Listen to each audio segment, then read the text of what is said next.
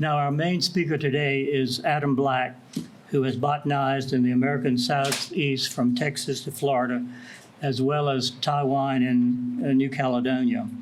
He works with numerous conservation organizations around the United States to track down rare plants that was once thought to be extinct. An example of that is putting together a team of people of the International Oak Society to rediscover the rare Quercus tardiflora plant in western Texas. He has worked at various gardens in Florida and also worked at the John Ferry Garden in Texas. He received from NARGS the Edgar Weary Award from NARGS for outstanding contribution in the dissemination of botanical and horticultural information about Native American plants. He also received from NARGS a couple of years ago the Best Paper Award for an article he wrote in the Rock Garden Quarterly. He is currently the Director of Horticulture and Plant Conservation at the Bartlett Tree Research Laboratories and Arboretum in Charlotte. And he's here today to tell us about the recently installed Rockery rock garden plants that feature floral diversity in the garden, and also plans for habitat diversity installation projects at Bartlett in the future. So please welcome Adam Black. I think this is the first time I've spoken in person to y'all. I've done several virtual presentations to the group here before, so it's I much prefer in-person talks here. Glad we're back to doing that after COVID here, but yeah, some of you I think by now from all my talks know about what we do at Bartlett Tree Research Laboratories. We're basically the research wing of Bartlett Tree Experts, the tree care company that's in most major cities across the US. They're in Canada, they're in the United Kingdom, and we just, you can see our motto, scientific tree care since 1907. The company has always prided itself in being all science-based. The company has developed a lot of the methods that are basically the standards now in the arboriculture world, both with like tree prunings and disease research and all that fun stuff. And so that's mainly what the company does. It is a family-run business. Robert Bartlett Jr. is the current president, and it is basically, even though it's such a huge company, it still has a very small family-owned company feel to it. And Mr. Bartlett is a total plant geek, and so of course around our research arboretum, where we do lots of things like which we've been doing all this research work since way back when. A lot of these techniques are way outdated now, but using chemicals that are no longer safe to use anymore. But yeah, we've been just basically involved in the scientific aspects of arboriculture since way back when. We've always had an arboretum. It started in Stamford, Connecticut, where our home office is, but that was later moved just because they were quite limited up in Connecticut, of course, as far as what we can be growing. We want to have a better climate where we can grow a better diversity of things for both our studies and just, again, the Bartlett family always been tree geeks especially, so all sorts of other things started popping up around it and became quite the arboretum, aside from the research that goes on there. And so, yeah, 1965, the arboretum was moved to Charlotte, figuring that we can grow more northerly things and southerly things, and that kind of middle latitude there. Unfortunately has gotten a little bit warmer, so we can't grow as much of the more northerly things. A lot of those that were flourishing are actually quite stressed nowadays or have died off entirely, but we can grow more southerly things better. But yeah, the land here used to be just all cotton and tobacco farming. There was some equestrian stuff that went on as well. You can see the old horse racetrack there. And yeah, over time, I think there's more in terms of the way plant collections than there is really in-ground research going on at the Arboretum. Not that we don't do that, of course, but it really has become just a very renowned collection of rare and unusual plants, both species and cultivars. You can see our little sign, not open to the public, which is lovely for us. We get to work in peace all day long. Not that we don't want people there, of course. I mean, we do try to accommodate all the different plant societies and local garden clubs and things like that. So we, of course, always get asked, can we come visit? And so at least with the local folks, we tell them to join one of the local garden groups, and that's kind of their in. We're just not really geared to just folks just showing up and walking around. It's just nothing we've ever really gotten into. But again, we have university groups out. We have students out all the time. We definitely want to make sure that our collections are being put to good use. So, but it is, after having worked in public gardens, it is very nice and peaceful just to have the whole place to yourself. So kind of overview of the property. We're at approximately 360 acres right now, and we're still growing because we keep trying to buy up the properties around us before the developers get a hold of it and bulldoze it and put up the cookie cutter tract homes on them. So the main Arboretum is through this whole area here. We own across the street here. Here's our local office that serves the Charlotte area. We have this whole wooded property back here that has some wonderful natural ravines on it, and we'll probably keep that kind of preserved and maybe supplemented with some of the natives that used to be there.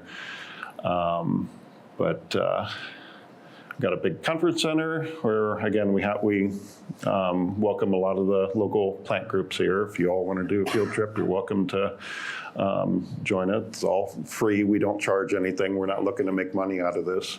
We don't do weddings, so, because again, we just try not to get into that sort of stuff. We want it all to be plant focused.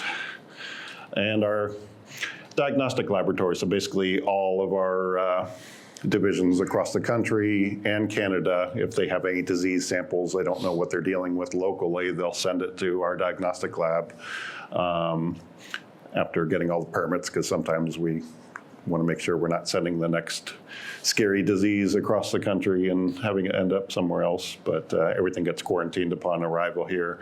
It's a full molecular lab, so we're doing all the DNA work to figure out what fungus or whatever is killing the tree in question, wherever in the country it came from.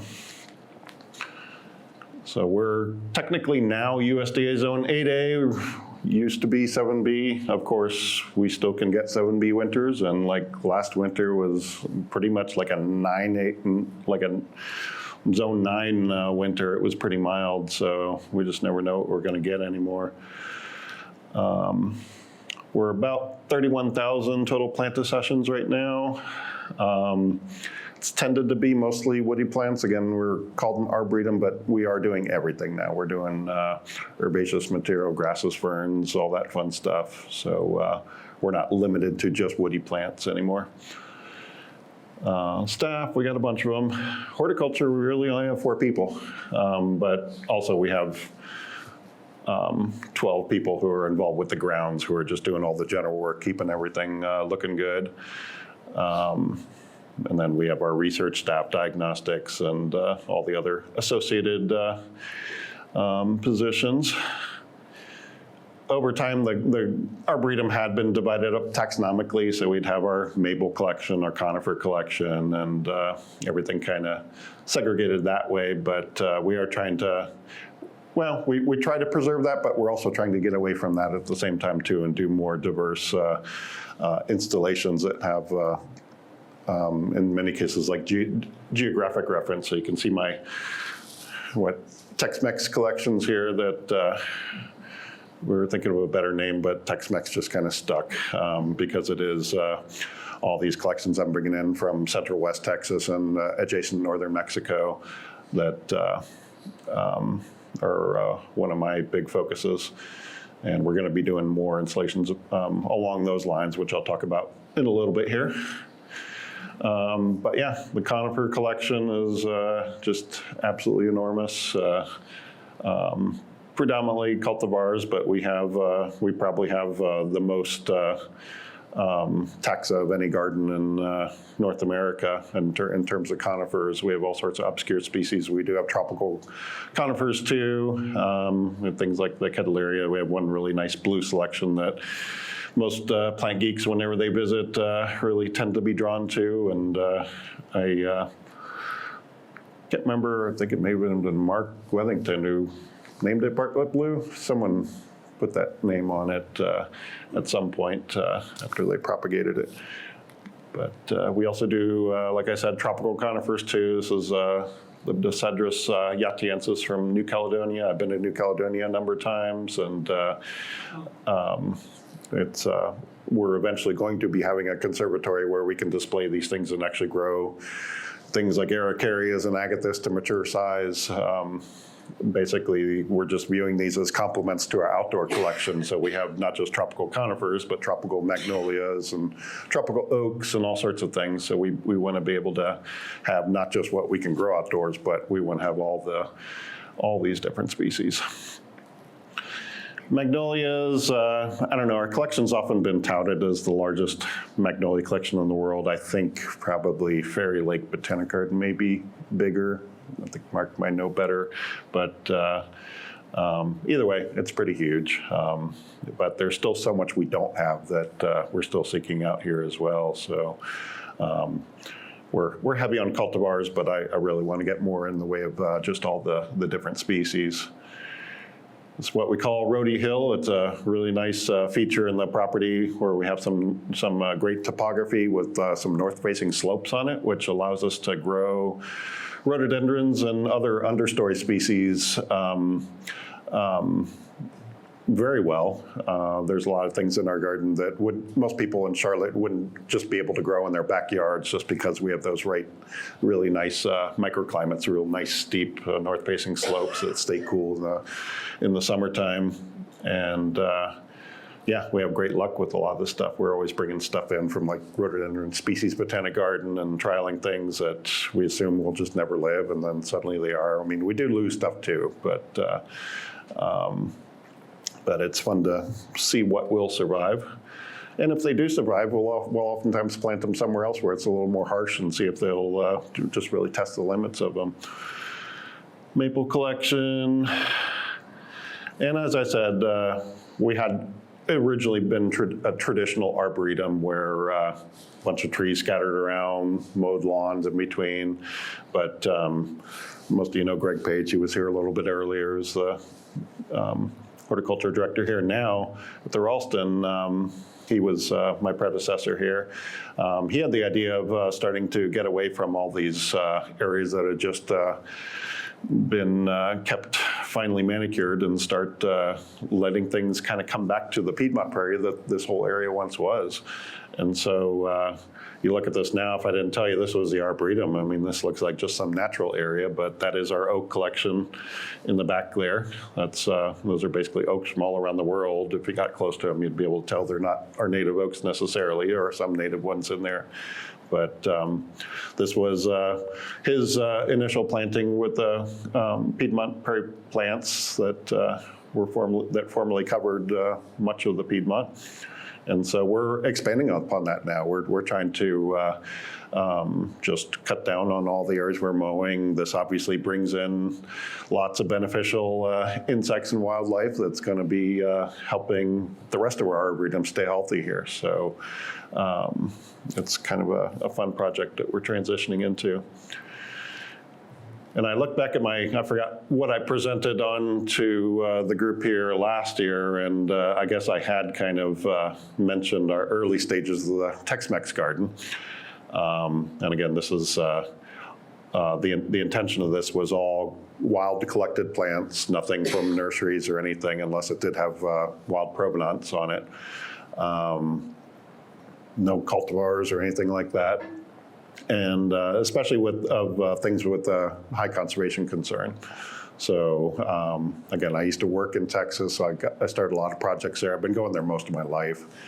I fell in love with Big Bend National Park when I was 5 years old and kept begging my parents to go back, which seems kind of weird for a 5-year-old, but as soon as I was 16, that was the first place I went when school was up that year. I had my first car. I drove to Big Bend and just stayed there, and I've been going back ever since. I don't think there has been a year where I hadn't gone back. That was when I was in Florida.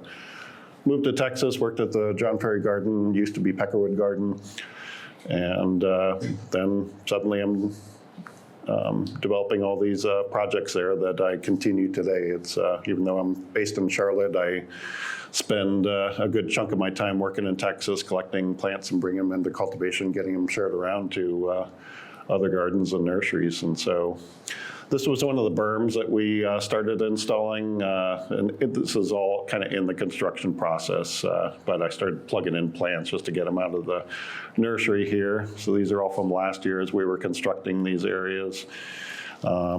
We decided to use the permatill, just like the berms that are here and at Tony's place as well, because it's available and it works well in terms of just getting that all the effects you want of these gravel mulches, the reflected heat, and it just makes a huge difference compared with like the pea gravel that is really the only other option readily available in this area here, that you just don't really get all the proper effects of that, even though some people like that look to it. I wish we had access to other gravels here, because I would like to kind of do different areas that have a little bit of a different feel to it. I like working with different types of rocks and things like that, as we'll see in a little bit. But for now, this is what we're using. We had a little miscommunication with the guy who drives all of our heavy equipment and our dump truck and everything. And when we sent him out to get this stuff, he got the wrong size. He got the really large grade Stay-Lite permatill, which was like inch in diameter, maybe a little bit more, when we wanted the smaller, finer stuff. And so, but it worked out pretty well, because now we use predominantly the small grade, and then we'll scatter the larger grade around it. So it gives it a little bit more natural look. It's not just all a very consistent size to it. So varying those sizes just really made a big difference. So there's my crew working there. You can see my dog overseeing things here. This is Lauren Bradley. She's supervises the horticulture team. She's amazing. And Matt Gorell there. He's a longtime horticulture staff on our team. And yeah, we're placing rocks, putting plants in, and things have filled in very quickly. This is all Muhlenbergia reversionii, which is from Central Texas. It's become a very popular plant in the Denver area. It's, if you're here with the Plant Select Company, that's one of their kind of plants that they're promoting out there, because it does so well. But don't know many people that really use it in the East. I think like Hoffman Nursery produces it, but you just don't see it around as much as you do the like the pink mooly and some of the other common ones. This is a Buddleia here. It's a rare one native to South Texas, Buddleia sessiliflora. And it will get immense. It doesn't have really, to most people, showy flowers. I think they're attractive, but they're just little green flowers in the leaf axils that just, you'd never notice them unless you're right up on it looking for them. But butterflies don't care. They love it just the same. And it's I think it's a really attractive plant. All the pink in there, that's Agastachicana, which is it's scattered around in New Mexico, I think in Arizona, and it just barely gets into Texas at one population. So this is from that one population in El Paso County that a friend collected. And just all sorts of other stuff mixed in. I mean, the whole goal is to make it kind of look natural to some degree. But again, with the limitations like the gravel, you don't really see gravel like this in West Texas or many places out there. So that's the one thing I don't really like. I'd like to, if I had my way, I'd truck in more rocks from out there and try to get a better feel of the rhyolitic mountains that are dominant in the area. But that's just me being picky. Sida Lindheimeri down here, all sorts of stuff in here. I was trying to look for better photos of this to feature a little bit later in the talk. This Monarda fruticulosa, which is from South Texas and just very limited to this one sand sheet. It actually is a woody shrub. It'll get like 5, 6 feet tall and doesn't die back or anything. And we still had flowers when we got snow a week or so ago. It was, I got some photos with the snow on it, but they didn't come out very, very good. But still, that thing just blooms like almost most of the year, and it's just fully hardy, even though it wouldn't see the cold that it has seen so far in our area. We started putting, kind of taking Tony's lead, using some urbanite, some crushed up cement slabs here, just trying to get the feel for some strata, uplifted strata that's exposed from some of this berms that we made. And right now they're kind of for show, but we do want to kind of dig out some areas and keep adding to it and make some actual crevices in there that we can grow some plants in.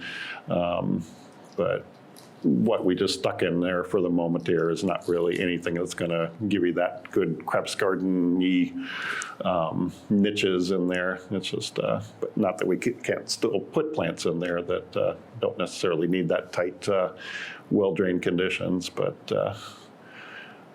we're always going to be building upon this. There's a Quercus urbanii there. It's kind of a close relative to the Quercus tarahumara, which they have over at Juniper Level Botanic Gardens, a beautiful one. Oh yeah, so this guy here, nice little silvery plant, is this guy. It's a federally endangered plant. If you recognize the genus Ambrosia, that's ragweeds. But this is kind of a nice ragweed. It's only found, you can see the county records in South Texas there, but most of those are historic. It's only found at like 2 sites in 2 very small sites in South Texas, and that's it now. And so San Antonio Botanic Garden has been doing the ex situ conservation work with this species, so they shared plants with us. And again, even though it's a South Texas coastal thing that doesn't really see very much in the way of cold, it's there you see it in the snow down there last week, and it's never missed a beat. It doesn't die back. It stays evergreen despite all the cold, and does great. Another South Texas one, the Asclepias prostrata, another federally endangered plant that's only has an extremely limited range down there. But naturally this grows in just kind of like sandy, open fields nowadays. And a lot of the disturbed land down there, it grows just in the middle of dirt roads. People are running them over, and it just is totally unfazed by that. And then they come along and they grade the road, scrape the tops off, but then it just pops up again from the roots. Bringing it further east here, I decided to put it in some crevices here, and it's just done extremely well. Keeps going back bigger and bigger every year. We get flowers, we get seed out of it, so it's one that we'll start sharing around here. And they just really make, you'd never guess it's a milkweed.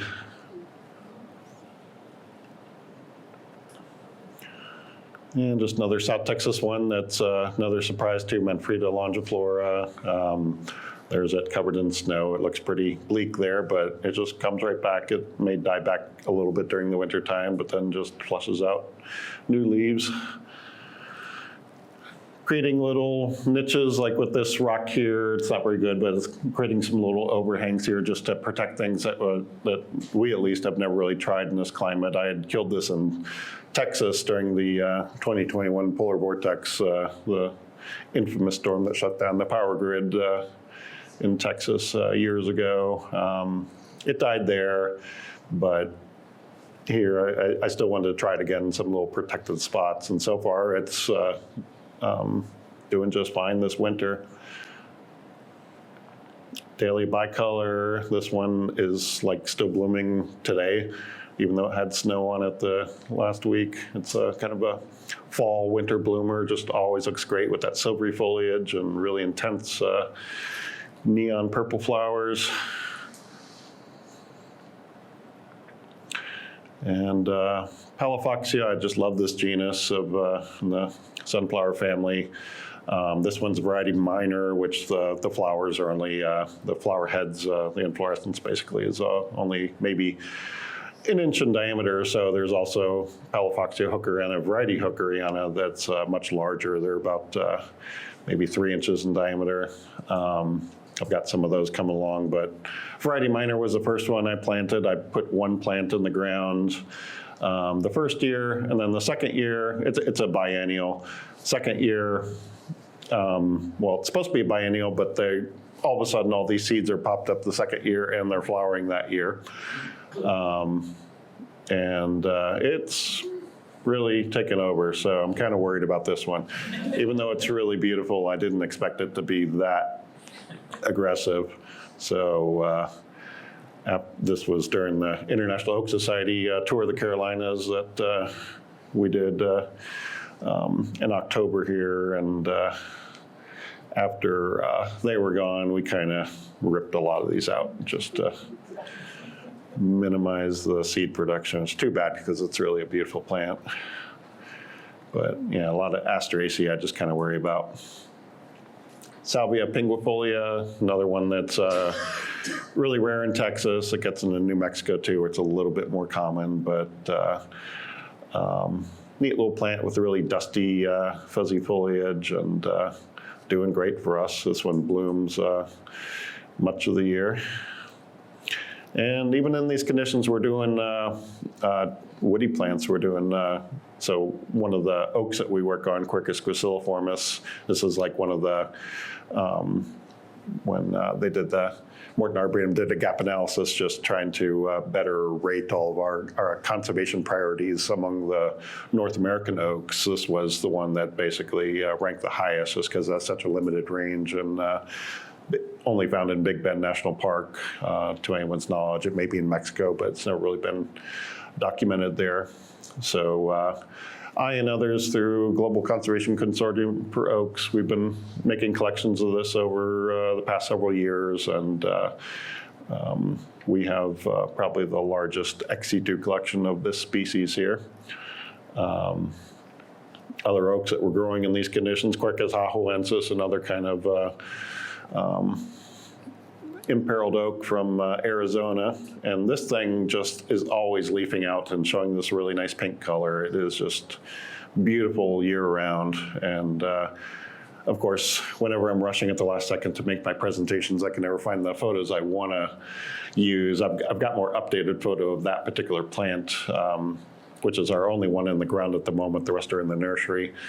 But it is just filled out to a really nice little dense shrub that's just always got this kind of bicolor effect with the pink new growth and then the kind of gray-green, chalky green leaves behind it. And it's turning into a really good plant. We have, I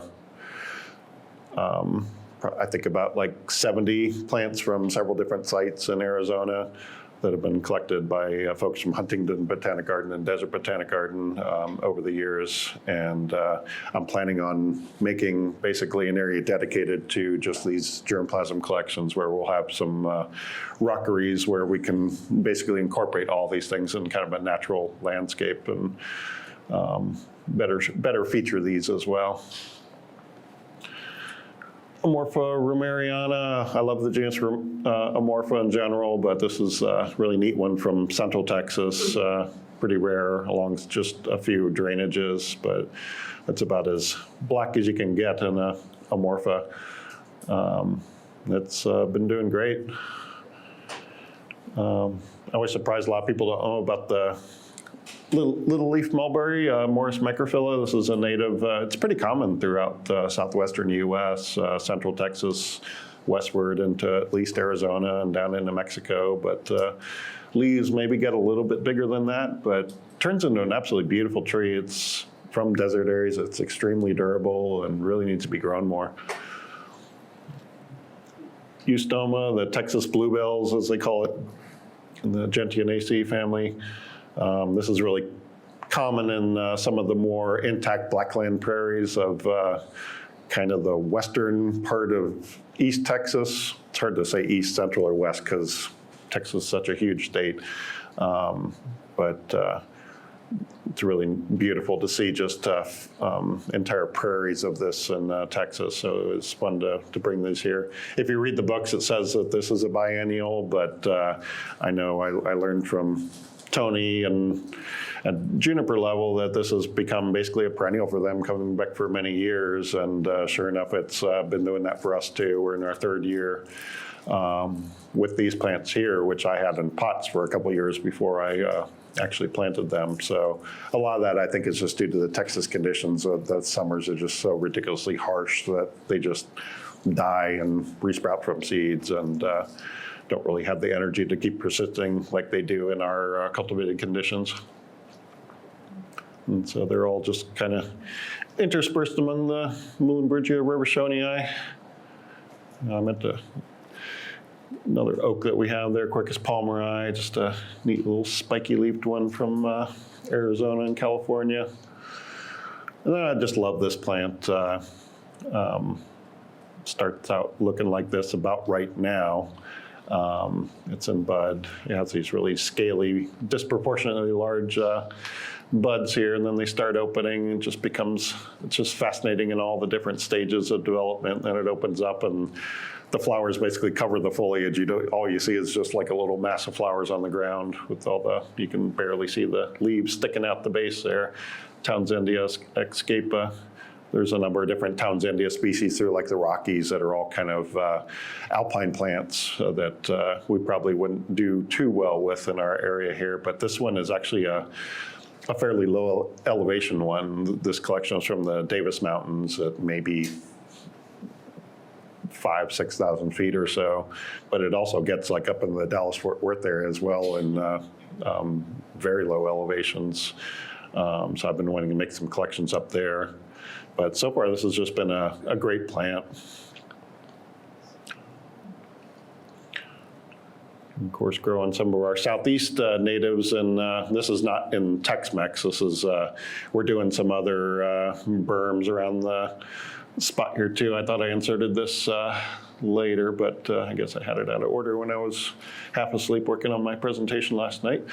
But this is kind of a rare plant down in around the border of South Carolina, Georgia area. Penstemon perryi, this is, I just realized after the fact that we planted Penstemon perryi right next to agave perryi. So we got a little homage to Perry there.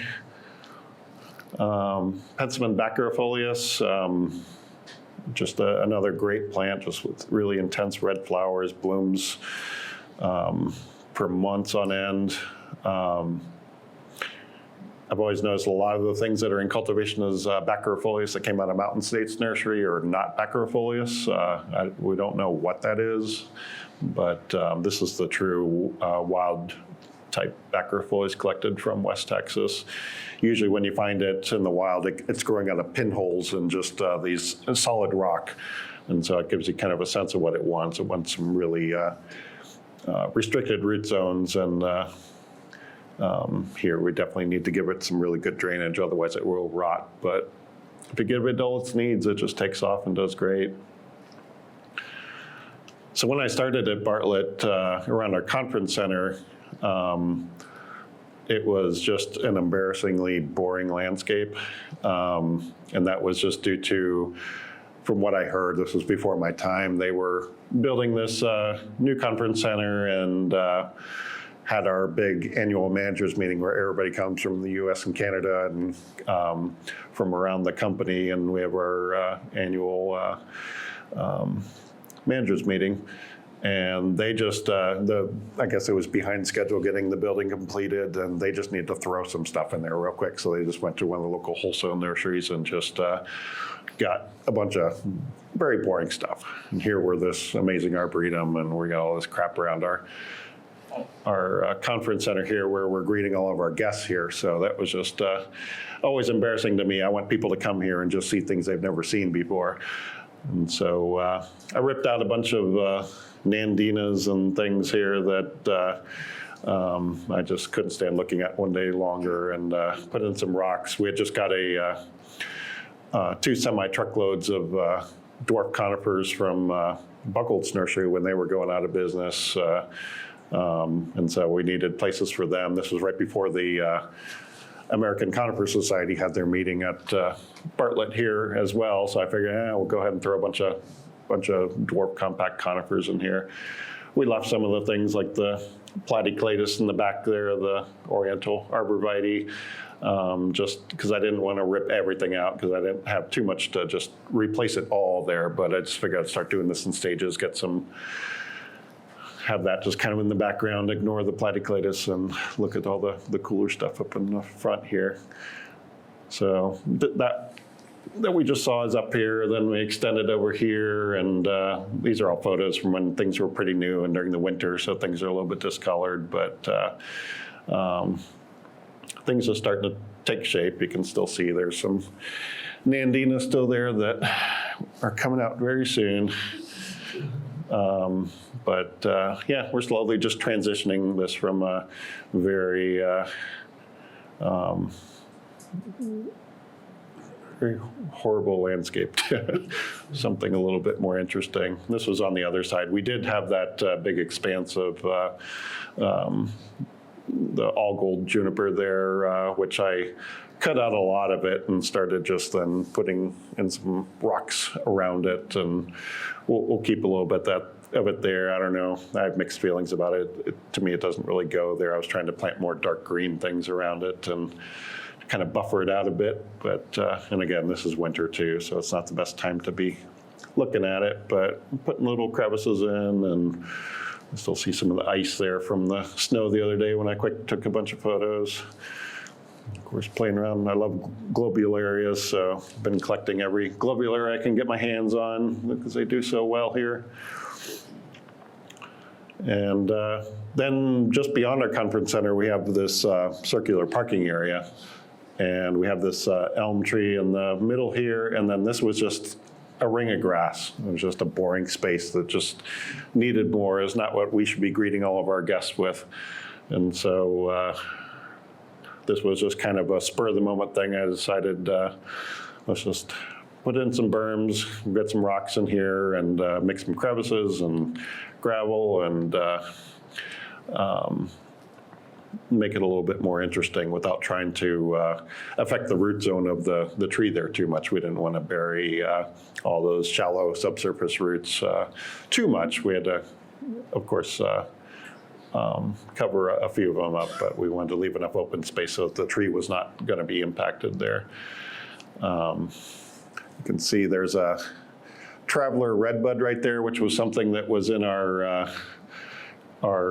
research folks. They have a separate nursery area for their plants that they torture with diseases and things. And that was just something sitting in their nursery in a pot since the year 2000. We actually had records of when it came in. It was sitting in that one spot. It was still in a little 3-gallon pot, rooted into the ground. And we went through all the effort to just kind of hand dig that out and get as much of the roots as we could. And I was pretty confident that we got most of it. It was going to survive. We did it in January when it was dormant, but it flowered and then promptly just died right afterwards. So that was kind of sad because it was such a nice plant. And Dan Hosage, the guy that this plant comes from, was a good friend of mine. So I was keeping him updated the whole time as far as the progress there, where we're getting this plant that had lived a life of misery all this time in a new prominent featured spot, and it didn't make it. But yeah, so we're slowly just adding things in here. We kind of, so our backhoe guy, he was kind of getting into it. I just kind of turned him loose with the rocks. I'm kind of picky with rock placement. I don't like, I don't know, I want things to look natural. I like geology, so I want it to look like something that a little bit more natural than just a bunch of either plopped rocks or just things sticking up in awkward positions that wouldn't happen naturally. And he's getting there. He's we'll go out there and we'll say, let's tweak this way or that way. And when he's got the machine running and can't hear me, he just kind of, I don't know, we have this understanding where he just kind of knows what I'm talking about, and he'll move it this way or that way. And he's getting pretty good at placing rocks. A lot of these here are just kind of placeholders, because we're going to build upon these rocks and we're going to turn this into predominantly crevice garden. We just wanted to have something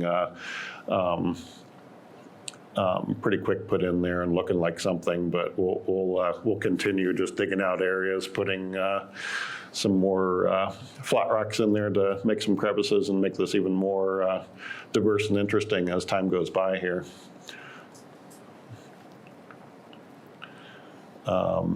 We got things basically in this garden from all over the world. This is just, since this is our area where we're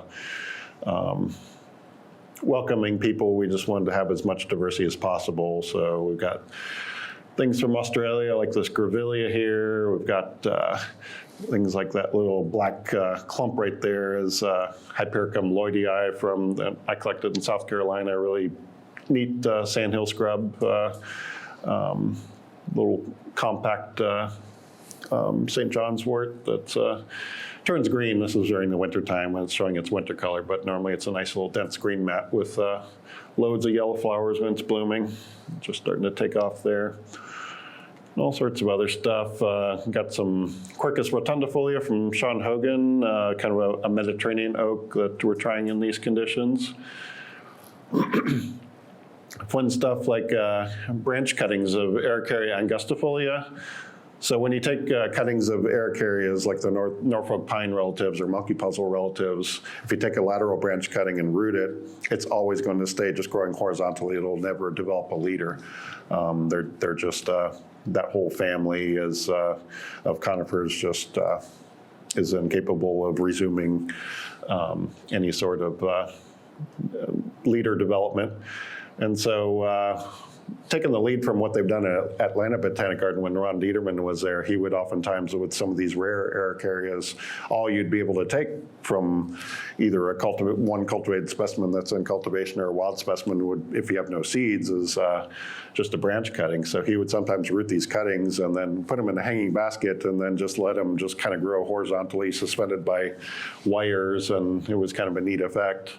But I wanted to kind of do that with the Arboretum angustifolia. It looks kind of miserable at the moment here, but it's got a whole bunch of new shoots coming up from the base of it there. I was hoping this would be just kind of like a ground cover spilling over and around the rocks on this. It's hard to tell, but this is actually a steep slope here. Just have like a, get that Araucaria effect, but as a ground cover. So we'll see how that actually turns out.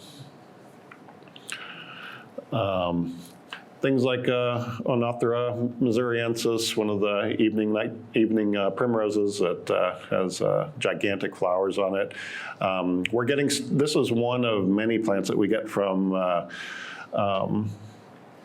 Native Plant Rescue Project, which is in Central Texas. They basically have worked out these relationships with developers rather than demonizing them, even though they don't agree with what they're doing, just killing off a lot of these last intact prairies that are in the, like just north of Boston, where they're kind of centered.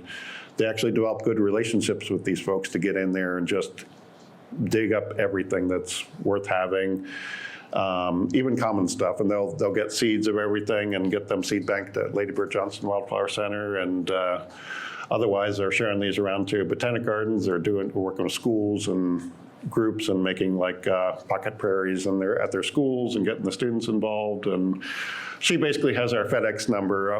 Ashley Landry, who heads up this project, she has our FedEx number, and whenever she can't just plug them in somewhere locally, she just sends them to us. And so we give things a good home. So this is one of the plants that they rescued from one of these construction sites. See, note this Pinatorium, playing around with things from Oregon.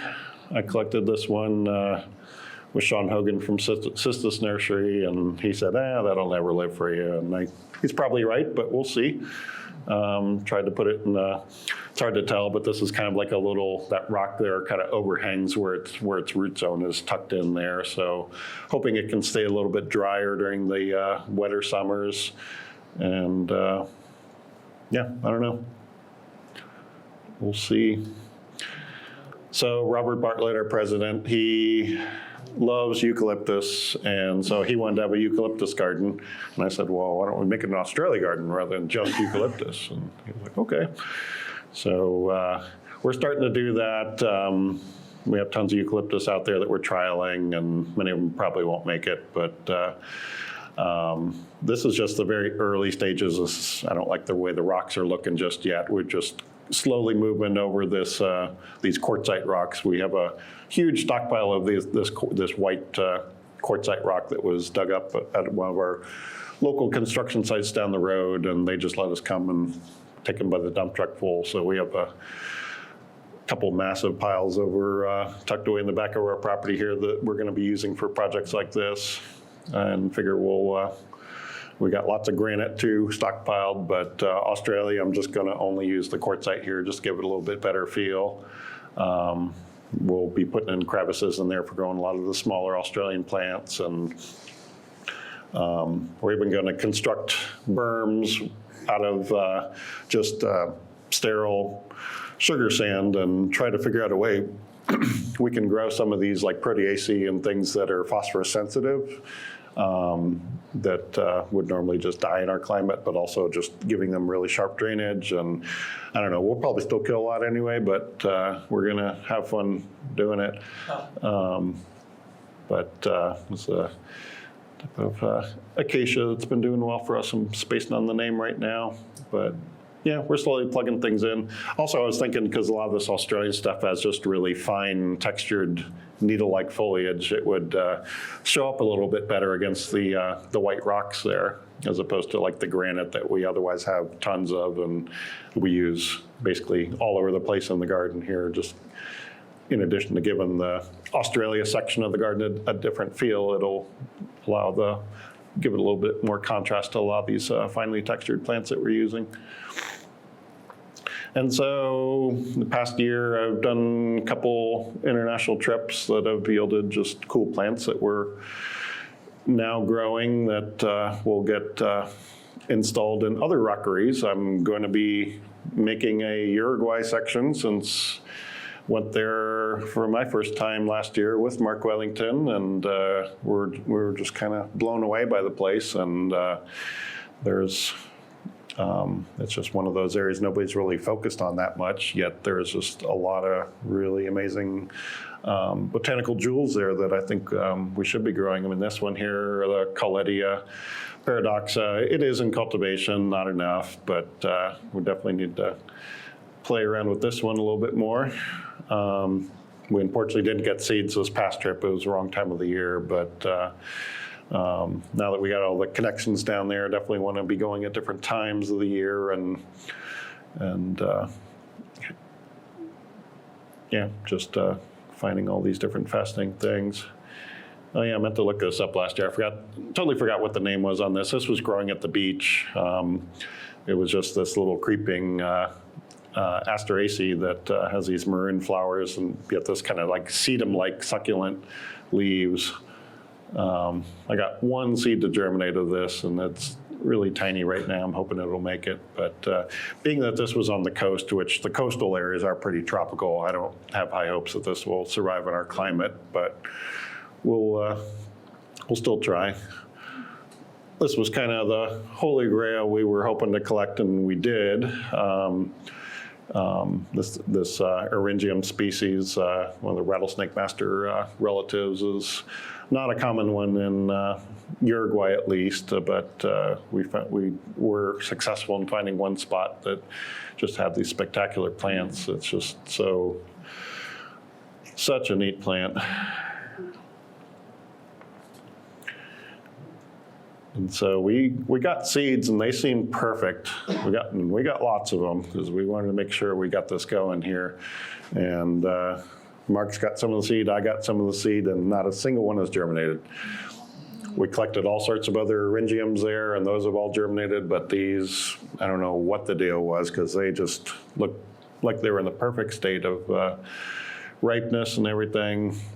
So I'll be going back in 2 weeks here, so we're gonna try again.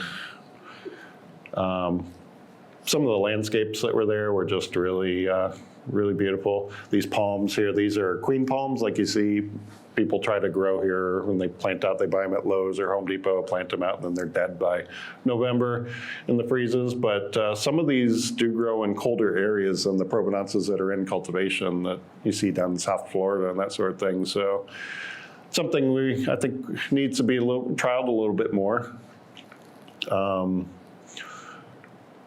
So we were too early for seeds this past trip. All the seeds were too young, but I'll be going back at different times of the year, as I mentioned. All sorts of neat little cacti in the rocks and bromeliads. I mean, this one here is one of the hardier bromeliads if it's sited properly. And there are a number of forms of this already in cultivation, but it was neat to see it in the wild. There's Mark gathering. This is a styrax that grows down there. Styrax wasn't even on my radar when I went down there, but sure enough, there's a native species there. Things in the otherwise fairly tropical family, Melastomataceae, the Myconia australis. This was grown in an area that, I don't know, might have some cold hardiness, especially if we site it among some rocks like that, where maybe that can give it a niche where it can recover from. Got the seeds on these are like dust, and my seedlings of this right now are just little tiny green specks that are almost a year old now. So it's going to be a while before they're sturdy enough to trial some outside. Rain lilies all over the place. What they are, who knows? There's just so many pink ones and white ones and other things. Cypella and the iris family, all sorts of variations of these down there. And Eryngium, I just love Eryngiums, and there were just so many neat ones. Ferns, this was an epiphytic one, may or may not have some hardiness. Didn't bring back any actual plant material, and I didn't collect spores of this one, so. But this one is in cultivation, but we don't know the provenance of the previous one. This is another fern here with a really nice iridescent blue color to it. It was kind of one of the more dryland species growing on rocks. And this one, Plant Delights sells this from a Brazilian collection that Yucatán folks made a number of years ago. And that collection was made on the coast in a tropical area, yet they've had it growing at Juniper Level Botanic Gardens for quite some time, and it's been extremely hardy, even though it comes from that tropical zone. So just goes to show you never know what's going to be yielded from trialing. But we saw the same species all over the place in Uruguay, so it'd be good to get some other collections of this one going. A lot of variation in it too. If you know agarista, or our native southeastern agarista, would be quite surprised to see these gigantic tree agaristas that are growing out of cracks in rocks. So it's basically a nice little rockery tree, not little, bit big. Baccharis, I love this genus. This particular, a lot of people, I guess with our weedy, or our Baccharis here, just kind of consider them just kind of weedy, even though I think they're quite attractive. And but down there, the diversity of Baccharis species is just amazing. And these don't really have much in the way of true leaves on it. Most of what you're seeing there are just these wing stems that just look like these rippled ribbons sticking up in the air, and just a very unusual plant. Dorstenia, the one on the right, there's a few tropical species in cultivation, but these are famous for, these are in the fig family. They have these little structures here that will actually shoot their seeds. In fact, there's one. So these seeds here, I mean, they will get to a point where it'll just eject them with considerable force. If you ever grown any of the other species in the greenhouse, you kind of know that suddenly you start seeing seedlings way on the other side of the greenhouse from where your stock plant is. And I've had them hit me in the eye before, and it does hurt. But this will be a neat one to try outside. And then my other big trip I did this year internationally was in Jalisco, and this is my first time to Mexico, and it was just absolutely amazing. Gave me lots of inspiration for things I want to do. And I mean, some of these areas, even though this looks very tropical, this was very high elevation where they said they do get freezes. So the red-flowered Echimines here in the Gesneriid African violet family is a pretty common one down there. You just get these wonderful little nooks and crannies in the rocks where you have the Echimines. You get these begonias here with the pink flowers. These are orchids, Dichromanthus, Aurantiacus, and just all sorts of other great stuff.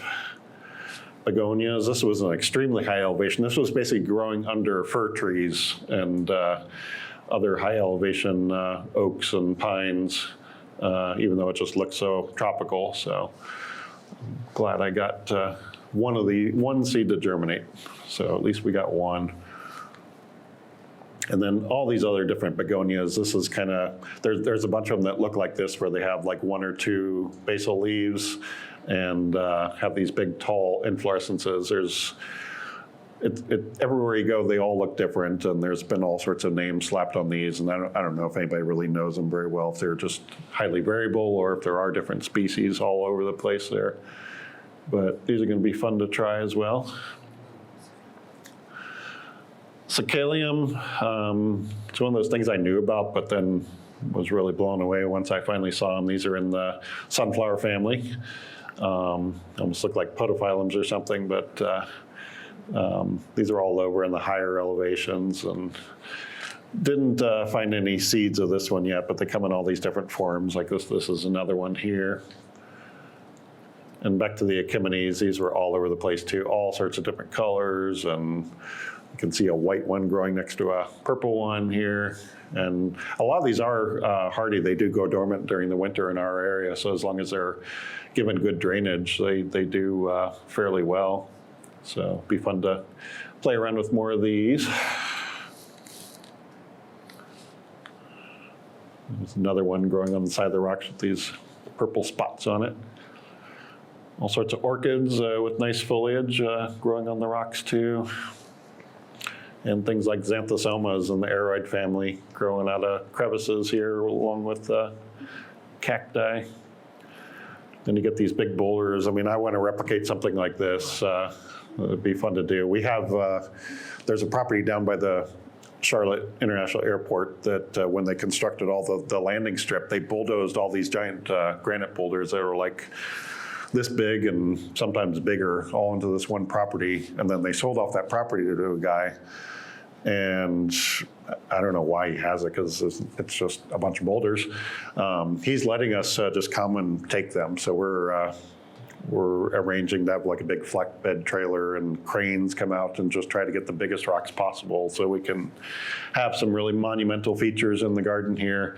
We probably won't be able to use these bromeliads here, but it'd be fun to use some hardy options where we can create little niches like this and have some really unique features. These bromeliads are Ursulia tuatensis, which this was like a really rare one, only found in this one spot here. You get anthuriums up there. These are all another bromeliad, Pitcairnea. And these were going pretty high, so I'd like to play around with these. I don't have high hopes for it, but again, you never know. Cool ferns all over the place. This was kind of, yeah, it's neat, but then you flip it over and you see the sori patterns. They're just very, almost perpendicular to they kind of go against the venation there, which usually the sori kind of tend to follow. Kind of a neat one. Weird oxalis. Oh yeah, these are the carnivorous butterworts, pinguicula. They're just growing on these flat rocks. Anemia, another fern.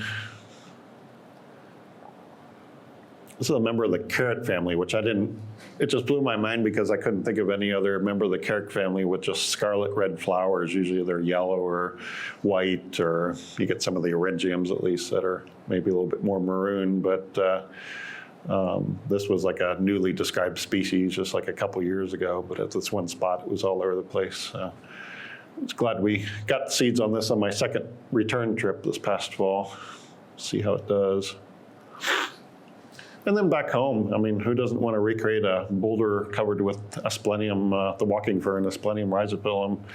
I'm already growing it on a small scale, and once we get some of these big boulders in some of our shaded areas, I want to create some places where we can, I want to kind of replicate what I saw at Singapore Botanic Gardens, where they had like a man-made ravine, and then they had mist heads just above it that came on every so often, just to keep that area a little bit more moist, and it just led to a lot of moss cover in there and all these ferns settling in there. I'd like to just outdoors in our arboretum just create some of these more humid niches where we can do these sorts of things. And river scour environment. I mean, there's all sorts of neat things that grow in rocks in the middle of these high energy rivers here.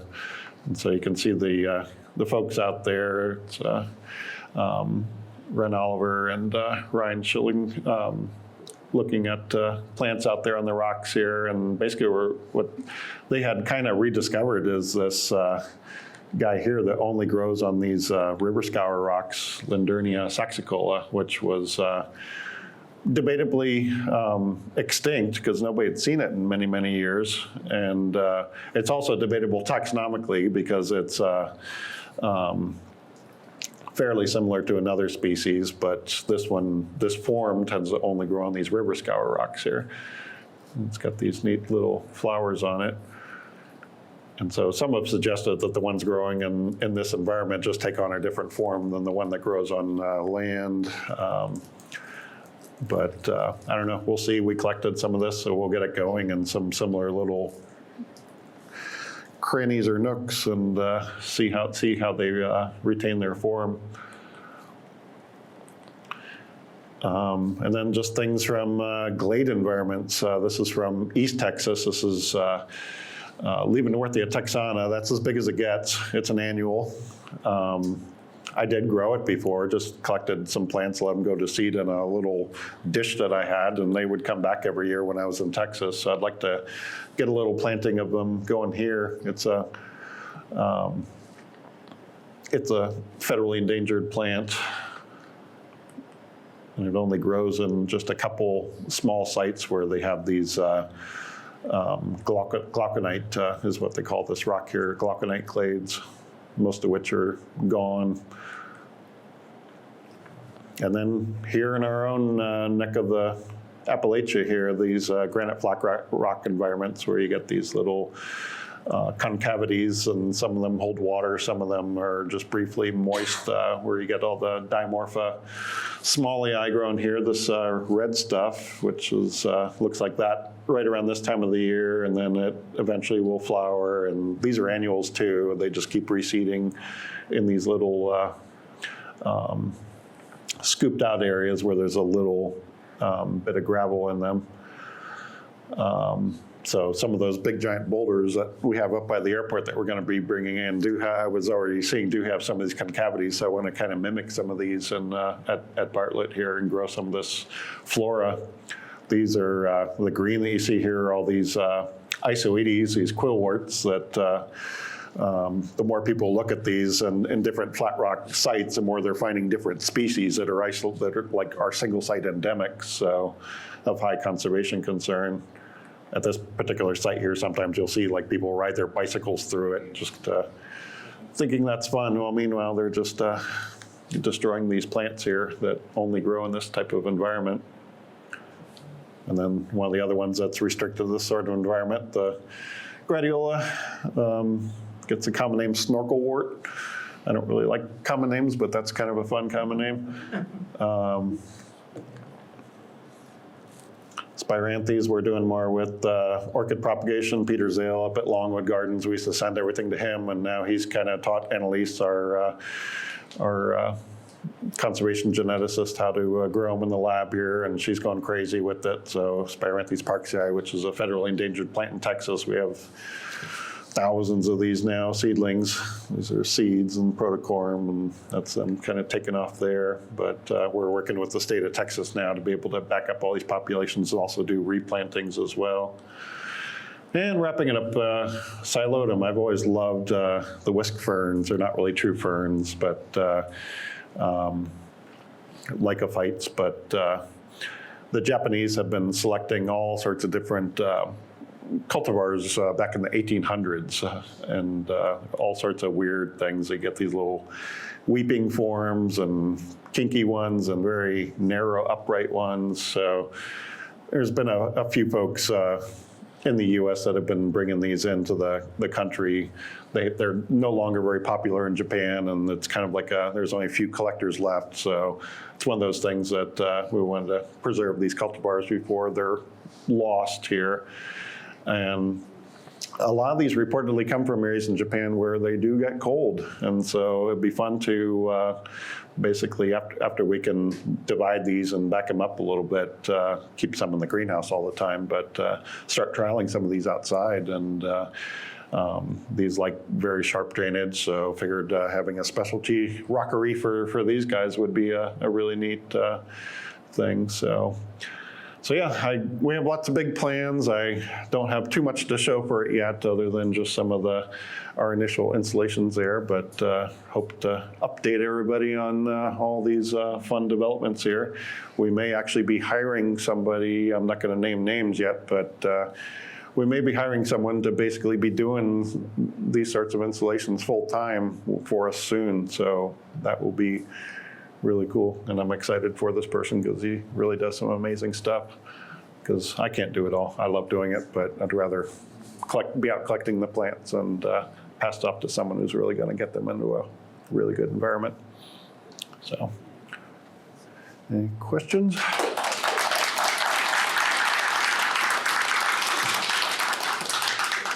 Yeah, you mentioned New Caledonia a couple times. What's the attraction of that vis-a-vis North American? Well, I mean, it's just one of those places you have to go if you're a plant geek. It just has so many amazing, just primitive plant lineages there, all in one spot. Such high rate of endemism. I was lucky to go there 3 times when I worked at the University of Florida because we had some projects going on there.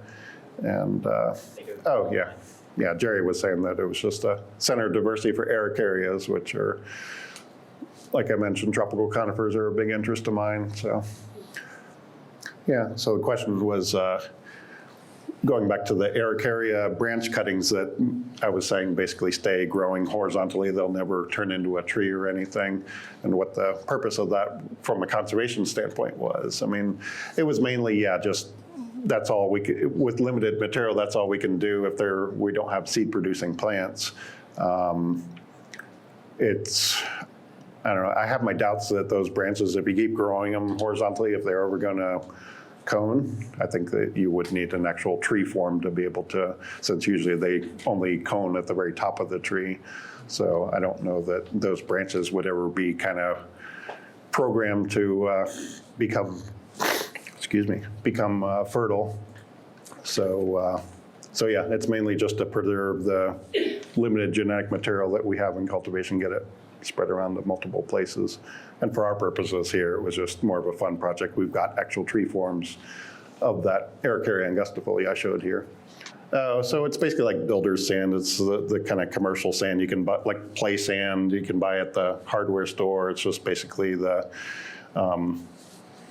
just like pure silica sand that's mined from like old sandy sites. It just has no other real like organic materials or other minerals or anything in it. Well, I mean, at Bartlett, we've only had, just to repeat the question, how about the hardiness with some of these like South Texas plants that don't naturally see very cold temperatures, and some of the initial successes we've had. And Jerry was asking how long they've been in the ground so far, and really, I mean, we've only had them at Bartlett in the ground for at most 2 years, I guess. But some of these things I had also still been trialing in colder parts of Texas when I was there. So we also still have at least a little bit of a sense for our successes and failures in the past. Not that we won't try again in different growing situations. So yeah, we'll still definitely kill stuff as well, but we'll surely yield surprises as well. Yeah, so the question was, just with the conservation collections, how are we, I guess, managing the genetics in terms of, like Jerry gave the example of when we do seed collections, maybe we just get a few that germinate, and so therefore we just have limited genetics from a conservation standpoint, when optimally we'll want as much of the genetics as possible to back up in cultivation. And really, I mean, it's hard to answer that just because, like, say for like a single site endemic where it's only growing in one spot, you're already going to be limited right there. And even the opposite is true. Some plants that are very wide ranging may still be of very limited genetics, yet still be successful. It's not that low genetic diversity is necessarily bad. I mean, many of our most successful weeds are low genetic diversity just because it was one introduction that then just took off and became very happy. So it's not necessarily that, I mean, obviously we still would like to err on the side of more genetic diversity. So we do have our focuses, and we do keep doing recollections of some of these things. I mean, like some of the oaks we work with in West Texas, we're out there every year just watching them, because some years they don't produce, and some years maybe we get 2 seed, and then finally maybe one year when they get enough rainfall out there, we'll get a ton of seeds. And so, and we make sure to go to different populations too, so we're not just hitting one just easy access spot. We still will hike another 20 miles back just to check plants, and oftentimes for nothing when it's a dry year. So yeah, I mean, and then there's other cases where things are just opportunistic collections where we may not be revisiting, but if it's there and we know it's something that needs to be collected, we'll collect it and hope for the best.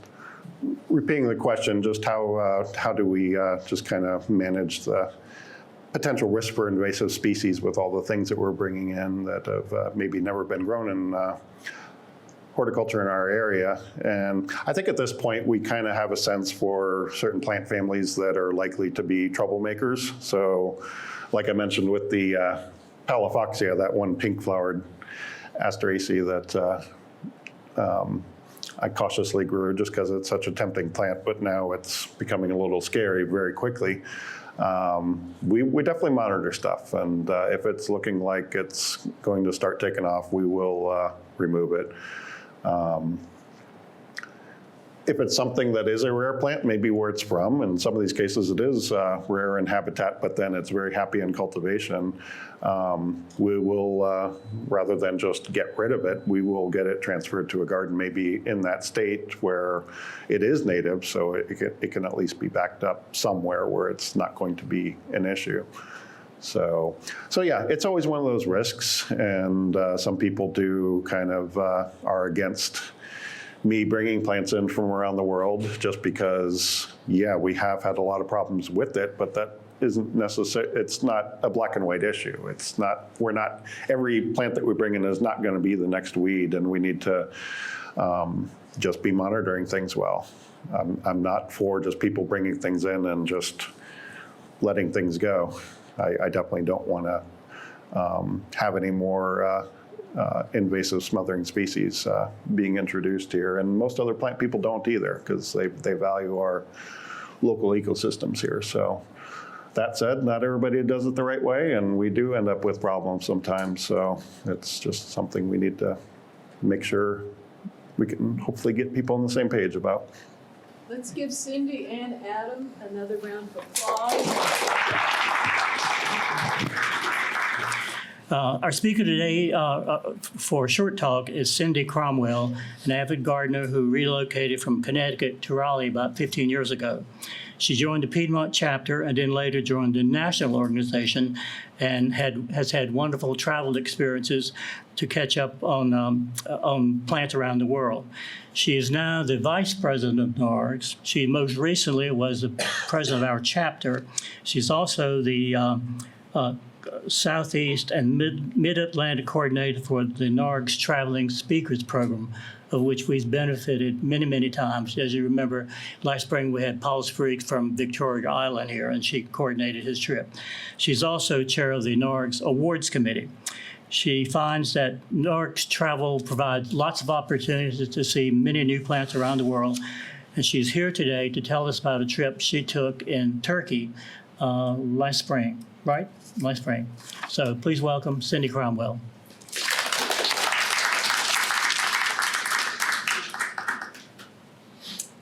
Thank you, Bobby. Yes, I'm here to talk about early spring last year. Amelia and Richard were also on this trip. The title of the tour, given by Vera Natura Tours. If you're looking for a great botanical tour, Chris Gardner and Bashat Gardner are your people. You can find them on their website. They travel all over the world looking at incredible plants. This one was the first NARGS tour they've done, and the title was Lycia Awakens. Lycia is on the southern coast of the Mediterranean in Turkey. This is a map of the ancient world, and you can see way up here is where Istanbul is, and we flew down to Lycia, and the mountains to the sea part is that we stayed on the seacoast on the Mediterranean in resorts. And then by day, it was only a few miles to get up into the foothills and the mountains of the Taurus mountain range. And here's modern Turkey, and you can see a little more detail. Greece is here. Turkey itself is huge. We were only in Istanbul for 4 days, and then about a week down in the Taurus mountains on the coast in Antalya. The first day we visited, there are ruins everywhere. So the ruins here are very well preserved, not overly, there aren't too many tourists getting in the way. There was lots to see if you're at all interested in ancient civilizations.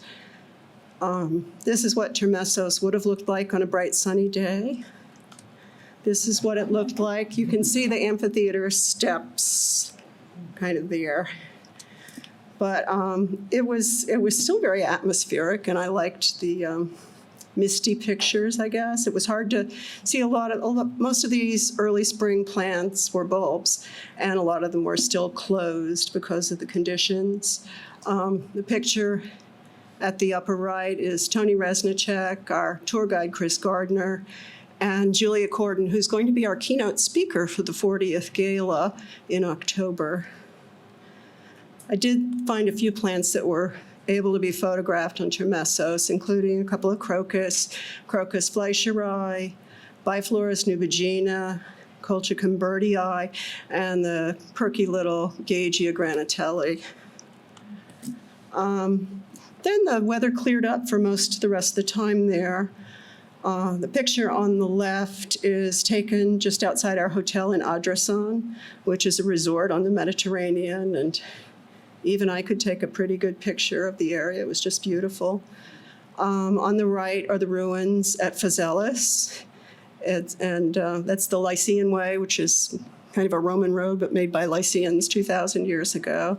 The ruins were just stunning, and we traveled with a historian who told you as much as you wanted to know about it, and maybe a little bit more sometimes, but he was great. And then we went up into the foothills above the resort and saw some native herbs like the golden henbane, which are very large, showy yellow flowers with purple centers, our first bee orchid, Ophrys climacus, and then mandrake, which I think is a ubiquitous European herb, and I misspelled the Latin name, sorry. And then we saw some other kinds of orchids that day too, just in these open fields. There was green-winged orchid and Hymantoglossum robertianum, the giant orchid, which was very showy and beautiful. And then down on the bottom right is anemone coronary, which we saw everywhere, below tree line anyway. More plants found in these foothills were the winter iris, Iris unguicularis, which in this location, the foliage wasn't nearly so overwhelming as I noticed on winter iris grown around here. So I'm wondering if it's conditions or if it's a different seed strain that our iris come from, but they were very pretty. And then a pea relative, pea family plant, I'm not going to try and pronounce, and a Cistus creticus. And then it was up into a real mountain. Doggy means mountain. This is Totali Doggy, over 7,000 feet. If you're wondering about how are they getting up there, we're driving. The hiking isn't too intense, and many of the plants can be seen right by the side of the road, including the Cyclopen alpinum that we saw everywhere. It was just masses and masses of flowers and set among the rocks and moss. And you could go as far up the hill as you wanted to and still see plants if you stayed by the roadside. Farther up above the tree line on Totali were the snowdrops. And I'm sorry, that picture on the right, it's hard to see, but there are thousands of snowdrops there. And these are all Galanthus elwesii, which grow very well for us here. And even more plants on Totali Doggy. There was a great Corydalus Wendelboy, this orange crocus, Crocus danfortii. And then at the bottom right, there's an Ophrys, a bee orchid, which is a variety from this area, which is why it has the epithet Lyciensis. And then Crocus antaliensis, another local native. And that was the violet form. Another site for ruins was Ariconda. Fascinating area, kind of scrambled around the hills and heard about the people that lived there 2,000 years ago. And you could even find plants in these ruins. Crocus beetopiorum was especially showy, and the crocus from Lycia in the Taurus Mountains, Crocus lyciotoricus, had gorgeous markings on the petal reverses. Ajuga bombacina was one of my favorites. We found it in many different locations.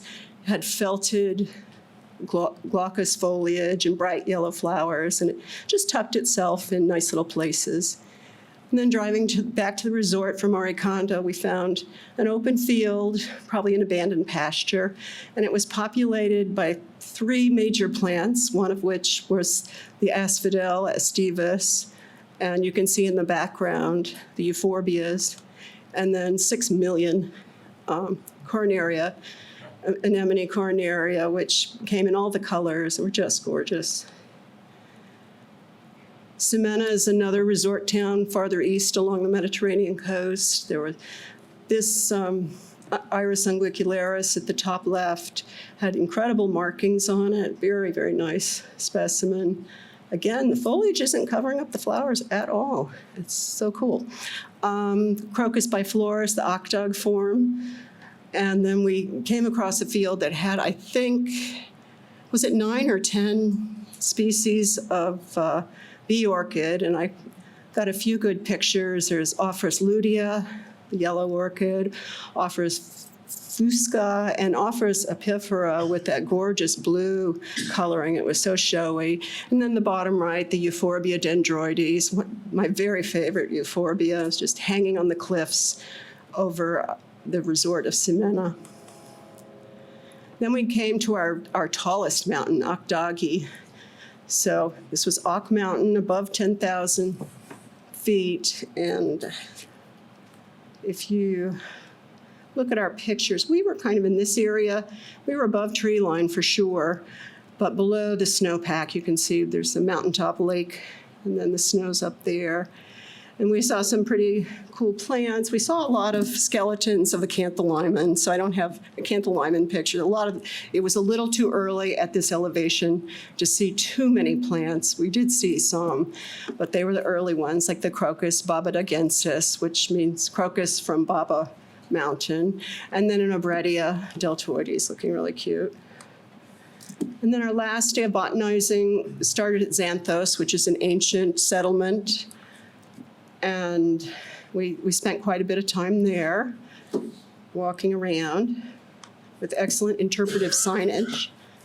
And then we drove up onto the mountain, and it was a beautiful view, looking down.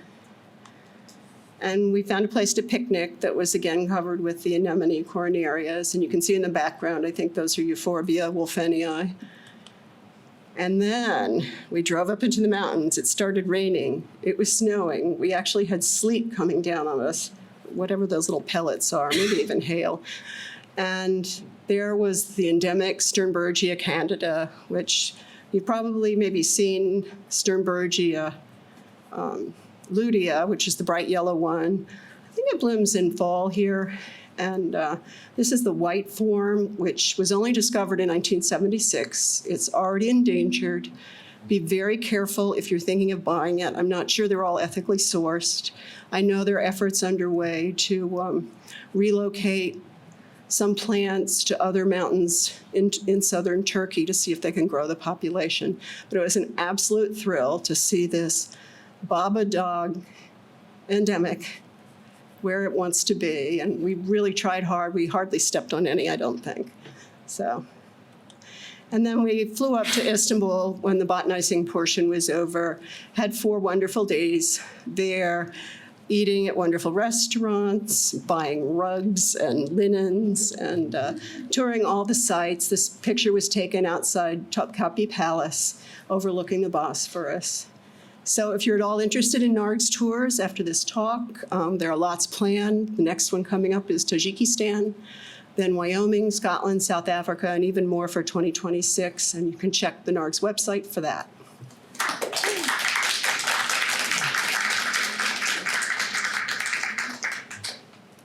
Rudy's wondering what was the temperature then. I would say we were 60s and 70s by day, and it could get down to 40 at night, but more often 50. And the nice thing was we were sleeping in resorts on the coast of the Mediterranean. If we'd been sleeping up in the mountain towns, probably that would have been a little bit less comfortable, but we were by the seaside. It was quite pleasant. Cyndy, what was the tour company? Oh, Vera, I should have made a slide. It's VIRA, Natura, Natura.